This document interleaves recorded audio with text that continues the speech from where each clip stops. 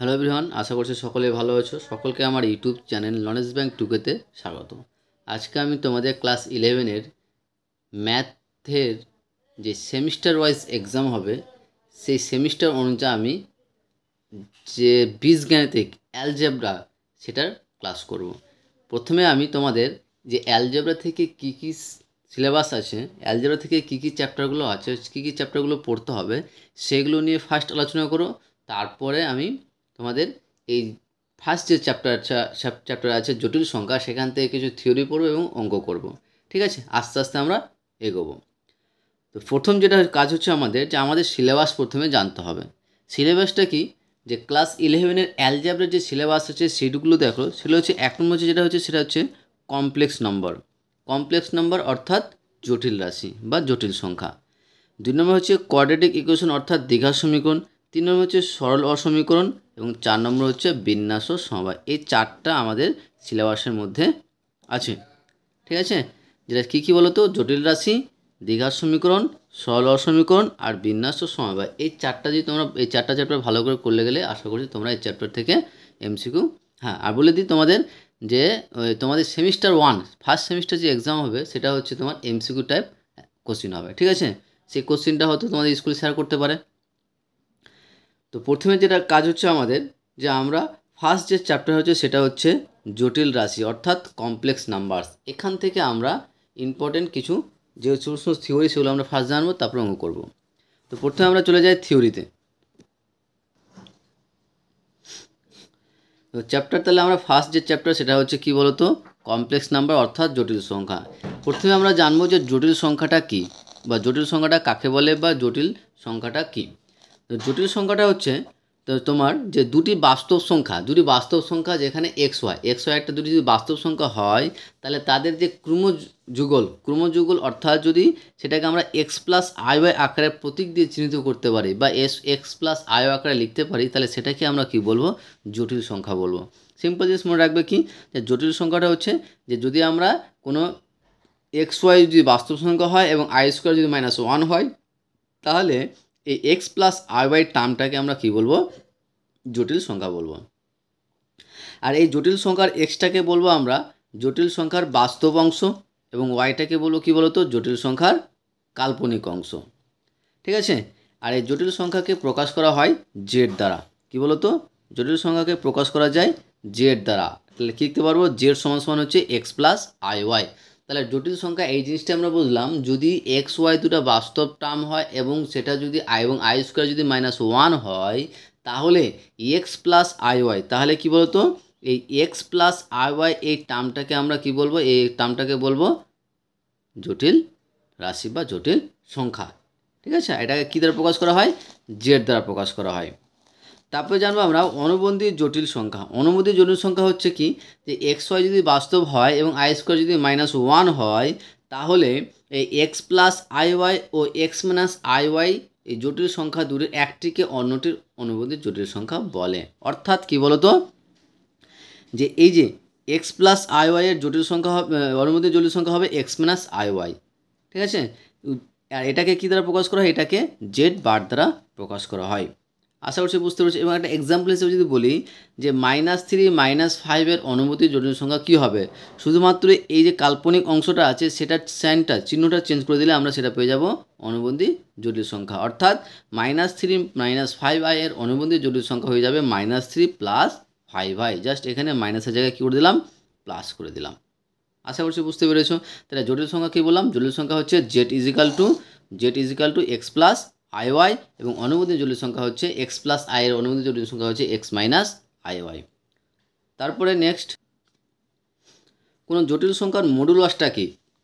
কোনো জটিল সংখ্যার মডুলাসটা হচ্ছে কি, ধরলাম যে বা যদি একটা জটিল সংখ্যা z is equal to x plus i y, যেখানে এক্স ওয়াই হচ্ছে বাস্তব সংখ্যা তো জানি, তার সঙ্গে আই স্কোয়ার যদি -1 হয় বা আই সমান সমান √1 হয়, তাহলে এটাকে আমরা লিখতে পারবো, যদি মডুলাস বের করতে বলে তাহলে মডুলাস সমান সমান হচ্ছে √(x² + y²। যদি কি বললাম, যে এক্স প্লাস আই ওয়াই, যদি জটিল সংখ্যাটা যদি এক্স প্লাস আই হয় তাহলে তাদের মডুলাস কী হয়ে যাবে বলো তো, যে root over x square plus y square.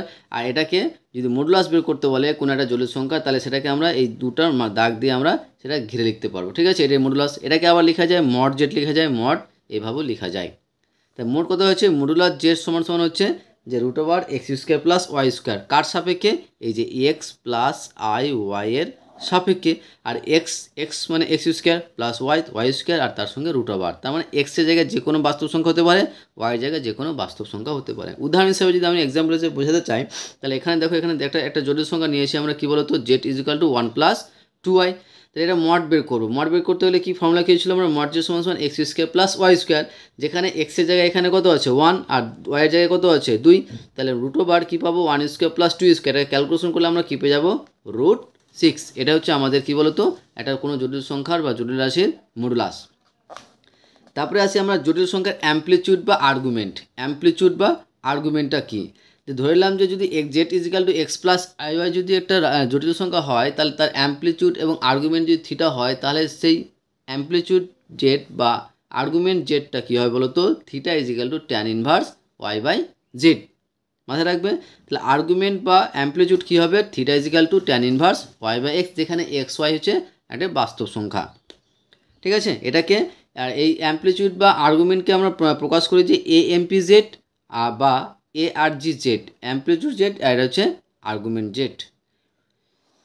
একটা নোট হিসাবে দেখো, যদি থিটা এর মান -পাই থেকে বড় আর পাই থেকে যদি ছোট হয়, তাহলে সেটাকে কি বলবো, আর্গুমেন্টের একটা মুখ্য মান বলে, ঠিক আছে। যদি থিটার মানটা, এই যে থিটা পেলাম, এই থিটার মানটা যদি এই -পাই থেকে বড় এবং পাই থেকে ছোট হয়, তাহলে সেটা সেই আর্গুমেন্টে আমরা কী পাবো, বা অ্যামপ্লিচিউডে কী পাবো, একটা মুখ্য মান পাবো। ওকে, তারপরে আসি যে জটিল রাশির বা জটিল সংখ্যার মডুলাস অ্যামপ্লিচিউড আকার। যদি আমাদের বের করতে বলে যে একটা জটিল সংখ্যার মডুলাস অ্যামপ্লিচিউড আকার বের করো, তাহলে সেটা হয়ে যাবে z is equal to r into cos theta plus i sine theta. এটা হচ্ছে তোমার ফর্মুলা বা সূত্র, তুমি বলতে পারো যে একটা জটিল রাশির মডুলাস অ্যামপ্লিচিউড আকার হচ্ছে z is equal to r into cos theta plus i sine theta. এবার এখানে দেখতে হবে আর এর মান কত। আর মানে হচ্ছে তোমার কী বলো তো, মডুলাস জেড, আর আমরা মডুলাস জেড একটু আগে আমরা জানলাম। এবং থিটা মান হচ্ছে আর্গুমেন্ট জেড বা অ্যামপ্লিচিউড জেড। তাহলে আর্গুমেন্ট জেড মানে হচ্ছে tan inverse y by x, এটা আমরা আগে জানলাম। তাহলে মেন যেটা হচ্ছে আমার মডুলাস অ্যামপ্লিচিউড আকারটা হচ্ছে z is equal to r into cos theta plus i sine theta, যেখানে আর এর মান হচ্ছে মডুলাস জেড আর থিটা হচ্ছে আর্গুমেন্ট জেড বা অ্যামপ্লিচিউড জেড। এবার কিছু নোট হিসেবে আমরা জানবো, যেগুলো ইম্পর্টেন্ট, ভালো জেনে রাখা দরকার। যদি x plus i y is equal to 0 হয়, যদি x plus i y is equal to 0 হয়, তাহলে আমরা লিখতে পারো এক্স ইজ ইকাল টু 0 ও ওয়াই ইজ ইকাল টু 0। কী বললাম, যদি এক্স প্লাস আই ওয়াই যেগুলো 0 হয়, তাহলে এক্সের মান 0 হবে, ওয়াইয়ের মানও 0 হবে। এবং 2 নম্বর যেটা বলছি, যদি এক্স প্লাস আই ওয়াই সমান সমান পি প্লাস আই কিউ হয়, তাহলে এখানে এক্স সমান সমান পি পাবো এবং ওয়াই সমান সমান কী পাবো, কিউ পাবো। 3 নম্বর দেখো যে আই সমান সমান হচ্ছে √ওভার -1, আই স্কোয়ার হচ্ছে -1, আই কিউ হচ্ছে -4 হচ্ছে 1। 4 নম্বর যেটা ফর্মুলা হচ্ছে সেটা হচ্ছে মডুলাস Z1 প্লাস Z2, অর্থাৎ দুটো কমপ্লেক্স নাম্বার দেওয়া থাকবে, অর্থাৎ দুটো জটিল সংখ্যা দেওয়া থাকবে Z1 Z2। তাহলে প্রথমে দুটো কমপ্লেক্স নাম্বার, অর্থাৎ Z1 ও Z2 যদি দুটো কমপ্লেক্স নাম্বার হয় বা জটিল সংখ্যা হয়, তাহলে প্রথমে তাদের যোগফল করে যে মডুলাসটা পাবো, দুটো কমপ্লেক্স নাম্বারের যোগফল করে যে মডুলাস পাবো, বলছে তার মানটা থেকে সিঙ্গেল মডুলাসের যোগফল বের করে যেটা পাবো সেটা বড় হবে। কি বললাম, যদি modulus Z1 plus Z2 less than equal কী হবে, mod Z1 plus mod Z2। কিন্তু গুণফলটা কী হবে, modulus Z1 into Z2 is equal to কী হয়ে যাবে, mod Z into mod Z single. ভাগের ক্ষেত্রে কী হবে, যে মডুলাস Z1 বাই Z2 সমান সমান কী পাবো বলো তো, মডুলাস, এখানে একটু মডুলাস Z1 Z2 পাবো সিঙ্গেল মডুলাস, ঠিক আছে, এটা না, যে mod Z1 by mod Z2 সমান, যদি মডুলাস Z1 বাই Z2 সমান পাবো mod Z1 by mod Z2। তারপরে আমরা আসি 7 নম্বরে, যেটা হচ্ছে সেটা হচ্ছে আর্গুমেন্ট Z1 ইন্টু Z2। যদি আর্গুমেন্ট, যে দুটা কমপ্লেক্স বা দুটা জটিল রাশির গুণফলের যদি আর্গুমেন্টটা কী হয় বলো তো, argument Z1 plus argument Z2 plus M, আর এই এমটা কি আমি একটু পরে বলছি। কি বললাম, যে সাথে আর্গুমেন্ট z1 z2 সমান সমান কী পাবো, argument z1 plus argument z2 plus m। 8 নম্বরটা দেখো যে argument z1 by z2, argument z1 by z2 সমান সমান কী পাবো, argument z1 minus argument z2 plus m। এখানে m হচ্ছে m এর মান 0, যদি m এর মান 0 কখন লিখব, এইখানে m এর মান 0 কখন লিখব, যদি আর্গুমেন্ট z1 প্লাস আর্গুমেন্ট z2-র মানটা মাইনাস পাই থেকে বড় এবং পাই থেকে ছোট হয়। কি বললাম, যদি argument z1 plus argument z2 এর মানটা যদি মাইনাস পাই থেকে বড় এবং পাই থেকে ছোট হয়, তাহলে m এর মানটা কী লিখব বললাম, 0 লিখব। m এর মান 2 পাই কখন লিখব, যদি আর্গুমেন্ট z1 প্লাস আর্গুমেন্ট z2-র মানটা মাইনাস 2 পাই থেকে বড় আর মাইনাস পাই থেকে ছোট। আর m সমান সমান মাইনাস 2 পাই কখন লিখব, যদি আর্গুমেন্ট z1 প্লাস আর্গুমেন্ট z2-র মানটা পাই থেকে বড় এবং 2 পাই থেকে ছোট হয়। তাহলে আমরা এই m এর জায়গায় এই মানগুলো বসাবো। ঠিক আছে, তাহলে m এর মান 0, 2 পাই এবং মাইনাস 2 পাই কখন কোন জায়গাটায় বসাবো আশা করছি বুঝতে পেরেছো। তারপরে আমরা নেক্সট পয়েন্টে আসি। 1 এর অবাস্তব ঘনমূল যদি ওমেগা হয়, 1 এর অবাস্তব ঘনমূল যদি ওমেগা হয়, তাহলে ওমেগা কিউ সমান সমান কী হবে 1, আর 1 plus omega plus omega square সমান সমান 0। এটা তোমরা মনে রাখবে। ঠিক আছে, এবার আমরা কিছু অঙ্ক নিয়ে আলোচনা করি। ফার্স্ট যে অঙ্কটা নিলাম আমরা এমসিকিউ, তোমাদের কোশ্চেনগুলো হবে এমসিকিউ টাইপ। ঠিক আছে, ফার্স্ট যে কোশ্চেনটা নিয়েছি সেটা দেখো যে এক্স ওয়াই বাস্তব এবং x plus i y equal to দেওয়া আছে। এক্স ওয়াইটা বাস্তব এবং এক্স প্লাস আই ওয়াইয়ের মান দেওয়া আছে -i -2 প্লাস 3i হয়, তাহলে x square plus y square মানটা কী হবে এটা বের করতে বলেছে। একটা জিনিস মনে রাখবে, তোমরা সবসময় এই যে সংখ্যাগুলো দেওয়া মানগুলো দেওয়া থাকবে, এটাকে আমরা সবসময় এক্স প্লাস আই আকারে নিয়ে আসার চেষ্টা করব। যদি তোমরা যে কোনো একটা জটিল সংখ্যার যদি এক্স প্লাস আই আকারে নিয়ে আসতে পারো, তাহলে তোমার কাছে সেই অঙ্কটা খুব সহজ হয়ে যাবে। তো অঙ্কটা আমি কীভাবে করছি, যে এক্স প্লাস আই ওয়াই সমান সমান কী দেওয়া আছে, মানটা দেওয়া আছে। এক্স প্লাস আইটা করছি না, কারণটা সাজানো আছে। এটাকে আমরা এক্স প্লাস আই ওয়াই আকারে সাজাবো। যদি গুণ করে দেখো, মাইনাস আইয়ের সঙ্গে -2 গুণ করলে কী, একটা জিনিস বলে দিই যে মাইনাস প্লাস চিহ্নর গুণ, প্লাস প্লাসে কী গুণ হয় প্লাস, প্লাস মাইনাসে গুণ হয় মাইনাস, মাইনাস প্লাসে গুণ হয় মাইনাস, আর মাইনাস মাইনাসে গুণ করলে কী হয়ে যায় প্লাস। তাহলে এখানে মাইনাস আছে, এখানেও মাইনাস আছে, তাহলে মাইনাস মাইনাসে কী বললাম, মাইনাস মাইনাসে প্লাস। তাহলে প্লাস কী পাবো, 2 এর সঙ্গে আই গুণ করলে 2i, আবার মাইনাস প্লাসে কী বললাম মাইনাস, তাহলে মাইনাস প্লাসে -3i আর আই গুণ করলে কী পাবো আই স্কোয়ার। তাহলে এবার এখানে কী 2i থাকলো -3 into I square. I square মানে আমরা কী জানি, যে আই স্কোয়ার সমান সমান কী জানি আমরা -1। এই আই স্কোয়ার জায়গায় বসালাম কত -1, তাহলে এখানে কত পাচ্ছি 2i, আবার দেখো মাইনাস মাইনাসে প্লাস কী পাবো 3, মাইনাস মাইনাসে প্লাস, আর 3-এর সঙ্গে 1 গুণ করলে 3 আর প্লাস 2iটা এখানে রেখে দিলাম। তাহলে দেখো তো এই যে এই টার্মটা পেলাম, এতগুলো এই টার্মগুলো ছিল, এই টার্মটাকে সাজিয়ে আমরা পেলাম 3 + 2i, আর এখানে আমরা কী পেয়েছি এক্স প্লাস আই ওয়াই। আর একটা ফর্মুলা আমরা একটা নোট হিসাবে লিখেছিলাম, তোমরা দেখবে সেখানে যে x plus i y equal to p plus q i হয়, তাহলে এক্সের মানটা হবে পি এবং ওয়াইয়ের মানটা হবে কিউ। তাহলে এখানেও একই রকম দেখো যে এক্স প্লাস আই ওয়াই সমান সমান কী বললাম 3 + 2i, তাহলে এখানে এক্সের মান কত পাবো 3 আর ওয়াইয়ের মান কত 2।